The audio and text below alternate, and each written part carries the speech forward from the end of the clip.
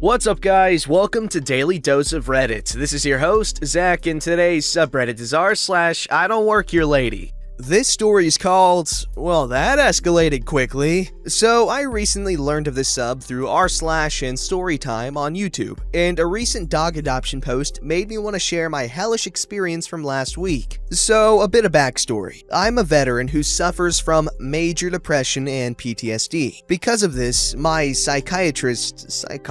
I don't know, I get them confused. The therapy one, not the medicine one. Psychologist. Suggested getting a service animal, and she'd write a letter to make it an emotional support animal until it was certified. Luckily, a friend of my mom's was giving away 3 Great Pyrenees Catahoula mixed puppies, which was perfect for me as I herd and haul cattle for work. And both breeds are herding dogs and very intelligent, happy, and lovable, so she'd be able to help me at work and with my PTSD. The characters are pretty self-explanatory, but I'll mention that Sadie is my pup, the goodest, clumsiest pup that ever pupped. Normally, my company lets me bring Sadie with me, and she'll ride in my truck or hang out in the shop with our mechanic's dog. But my girlfriend usually spends Friday through Sunday at my place, and Sadie latched onto my girlfriend immediately when they met, and they were both cuddled up asleep and looked way too cute to wake up. So I left Sadie with her for the day, knowing she won't mind as she has a Great Dane and loves big puppies. After work, I called my girlfriend to let her know I was heading home. She said she was taking care of the horses. Yes, she's a horse girl, but not that kind. And she had Sadie with her, but she was just finishing up. Knowing that neither of us would want to get out again after getting home, I asked her if she wanted to meet me at the pet store to grab a service dog and training vest, because trying to train her in public is pretty hard as everyone, very understandably, goes crazy for her on site and has to pet her. And I figured that this vest would at least deter the sane crowd. So fast forward to us in a large chain pet store. There's only like 2, so 50-50 chance you think of it immediately. Letting her choose a few toys, and finally coming up on the collars and harnesses section we've been looking for. Cue me fitting her for different harnesses, leashes, and yes, Christmas sweaters as well. I'm starting to put up everything I had pulled out while joking with my girlfriend when I get a hard tap on my shoulder by someone with very long nails. I turn to see what I instinctively know is a very entitled woman. She was mid to late 40s, long bleach blonde hair in a ponytail, jeans that may have fit 20 years ago, although in her defense, she wasn't overweight, but the jeans were just way too tight, and a button-down western shirt, thankfully with an undershirt just in case the poor buttons lost their never-ending battle with her obviously artificially altered bust line. Now, this is the type of woman I refer to as a Texan soccer mom, but for this story, I'll just call her Karen. Karen, as soon as I start turning, "It's about time. I've been waiting here for at least 5 minutes while you attempt to flirt with this poor woman." Now, girlfriend hates confrontation and avoids it at all costs, but me, well, I see it as a way to joke, annoy, or just let my inner butthole shine through. Phrasing. Girlfriend knows this, and as we share a look, she rolls her eyes at my smile and walks off with the pup to browse the next aisle. Karen, annoyed again. "Really? You're just gonna ignore me?" "I'm sorry about that, ma'am. What do you need?" Honestly, she was already annoying me with her rudeness, but that's no reason to be a butthole yet. "I need to know where the something is." I wasn't really paying attention at this point, already deciding her to have a laugh, sending her on a wild goose chase. "Oh, sure thing, ma'am. Okay, go to the end of this aisle, down 3, make a left, then a right at the next, and it'll be at the top, halfway down," or something like that. I don't remember, as I was just saying random things. With that, Karen takes off on her quest to find her magic somethings, and I walk to meet up with my girlfriend, who was now in line for the one open register in the store. Not complaining. It was moving fast, just setting the scene. "Wow, that was fast." Me, a bit proud and with a big smile. Oh, she just needed to know where something was. Girlfriend, knowing me well enough to not believe I'd help someone that was being that rude. "Really? That's it? Did you help her?" Yep,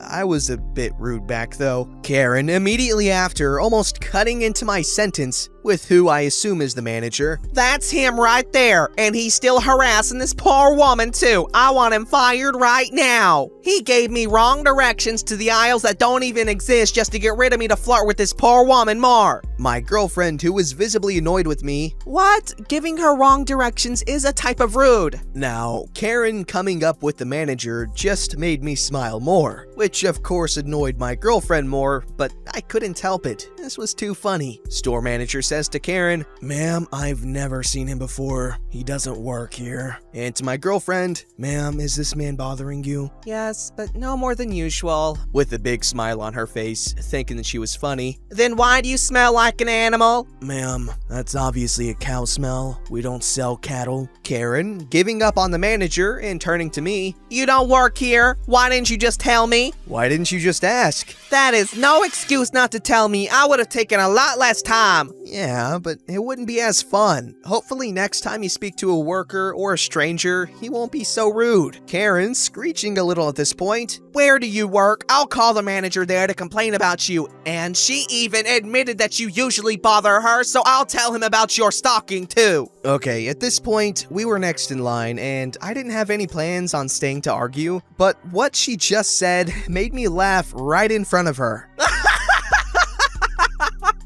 Lady, I don't know who the hell you think you are, but let me tell you some things. One, I don't, nor have I ever worked customer service. My boss couldn't care less that I was a butthole to some menopausal old woman. Two, don't be rude to people. No matter their job, they deserve respect. And three, what is your obsession with me flirting with my girlfriend? I got news for you. Even if I was single, I wouldn't be flirting with you. But I'd be happy to help you find someone more age appropriate. You're what, 55? Yes, I know. It was a bit of a low blow since she was obviously sensitive about her age. But at this point, she had made it personal and I was mad that she'd accused me of stalking when she didn't even know my name. My girlfriend was doing her best to ignore us and pay so we could leave. And luckily, after I said this, she had her receipt in hand and we turned to leave. Karen, eyes wide and mouth agape, of course started screaming profanities once she saw us start to leave. She followed us out to the parking lot, basket and all, with the manager following her, since she hadn't paid for anything yet. My girlfriend was starting to visibly shake. She really doesn't handle confrontation well, so I got her in the car and then loaded the bags in the trunk. The entire time, Karen was screaming, mostly incoherently, following me around the car while blocking me from backing out by putting her basket behind my car. At this point, a few things happened at once. First, I got in the driver's seat and started to swing my door shut. Second, Karen tried to stop me from closing the door by grabbing it. Third, she fails to stop the door and it closes. Her hand was still on it. Fourth, she screams like a rabbit being attacked by a ferret. Long story. Fifth, I opened the door so she could get her hand out. She immediately yanks it away and then did the one thing that I never expected. After getting her hand crushed in the door, this idiot tries to stop me from closing the door. Again, with her knee this time. What the flippity-doo-dah? She's definitely got determination, I'll give her that. Of course, it didn't really close all the way this time, but I was mad and slammed it so it closed hard and fast and was probably still pretty painful. Now I'm laughing again, not at her getting hurt, but because as I looked back to tell the manager she may need help back to the store, I saw him already halfway back to the store with her basket. The entire situation was just so unbelievably absurd. At this point, my girlfriend was crying and holding Sadie really tight. So I shut my door, made sure no body parts were in it this time, and backed out. Careful not to run over Karen. Although, admittedly, at this point, it'd be a lie to say I wasn't tempted. It's been a week now, and while I expected to get summons of a letter from a lawyer or something, nothing has happened, and that's fine because I don't think you can get in trouble for hurting someone while they try to restrain you from leaving. I should also say that no, I don't particularly feel bad about anything that happened to Karen, but I feel horrible for putting my girlfriend in this situation and apologized at least 100 times this week. We're good, but I gotta be on my best behavior in public for a while. Dang, calm down there, Kiryu. Bashing people's skulls in with car doors, I see. This story's called An Innocent Case Turned Creepy. Hey, so first time posting here, and this literally happened to me today, and I thought it was just too weird to not post. A little background. As my name suggests, I live in a decently sized Midwestern metro, and I am gay and happily married at that. With all of the stresses of the holidays now behind me, I decided that today was the perfect chance to treat myself to a particularly popular area of the city and shop around a bit. I bought myself a scarf at one store and coffee elsewhere. These details are important. So upon leaving the coffee shop, I realized that I had inadvertently stumbled into a situation. I had to use a bathroom, but the coffee shop was, predictably, building up a rather long queue. Being the crafty fellow I am, I reasoned, rather than wait here with a full coffee and a bag in my hand, I'll start heading over toward my car on the other end of the shopping area and pop into Barnes & Noble's on the way and use their facilities. Maybe even look at a book while I'm there, because I know I don't need it, but I'm a hoarder with disposable income and I am my own worst enemy, so that's what I did. Upon entering the bathroom, several things had become very apparent to me. 1. I was not alone as both stalls were taken. 2. The counter was wet because of course it was. And 3. While I could set the coffee cup down and it wouldn't be hurt by the accumulation of liquids on said counter, I was also carrying a small paper bag which, as we all know, isn't known for its water repellent properties. Just as I was working out how to operate the urinal while simultaneously holding the bag in a way that wouldn't result in an unfortunate accident, I heard the man in the handicap stall exit. I didn't really acknowledge him and simply entered, leaving my cup on the counter and taking my bag in with me. It should be noted that I had one earbud in this entire time, leaving only one ear free, while the other ear was jamming out to Sondheim. While I'm in the stall, listening to a Randy maid singing about maybe settling down but not really, I hear a man shouting loudly in the bathroom. I paid him no mind, thinking his friend was in the other stall. I was wrong. Before I knew it, he was hitting the door of my own stall, which was the moment I knew that the person he was shouting to was me. Oh, the honor. I replied with a resoundingly confident, huh? As I made out what he was saying was something along the lines of, thank you for cleaning up in there. It was at this point I realized the floor was a mess with toilet paper. Upon my exit of the bathroom stall, still baffled but seeing where this was most likely going, I look at this man in his late 20s, early 30s, give him a look that could only say, I'm a very socially awkward human and I have no idea what you're going on about. And it immediately hits him.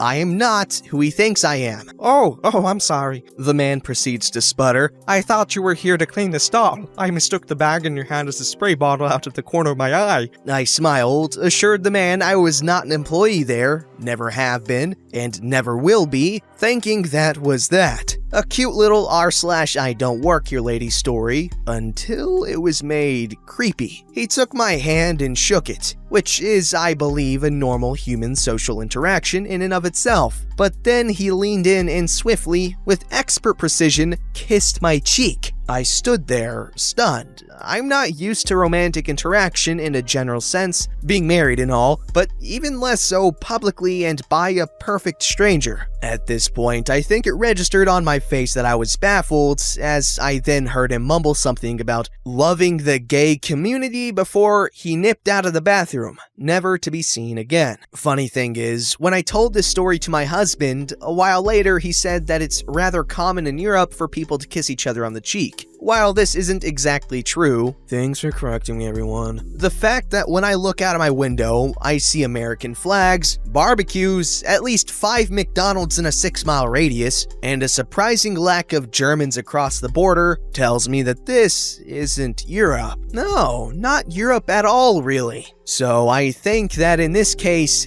that was very unusual. Alright guys, your theories as to why this man kissed this guy on the face in the comments right now. My theory is that there was some soup on his face and... love the gay community. That's obviously just the most logical of explanations, but I'll accept alternate possibilities in the comments like I said. This story is called Working on My Lunch Break. So this happened a few years ago, and my daughter reminded me about it the other night. Hubs and I were eating a late lunch at a local mom and pop, hole in the wall. Honestly, they have the best food ever. I knew the owner as I had worked with her daughter years earlier. Hubs and I frequently went because, seriously, best food ever, and was usually under $20 for just the two of us. Anyways, on to the story. Eating a late lunch, probably close to 2:30 p.m., the place closes from 3 to 4:30 on weekdays so they can clean and reset. On this day, they had a late rush and were running around trying to keep everyone happy. I needed a to-go box and was seated in the corner by the waitress's station. I don't know the technical name, where they keep the extra silverware, to-go items, and drinks. Knowing the waitresses were busy, I got up and grabbed a box without thinking about it. The table closest to me asked if I could hand her one too. No problem. Then a gentleman a few tables away asked for more tea.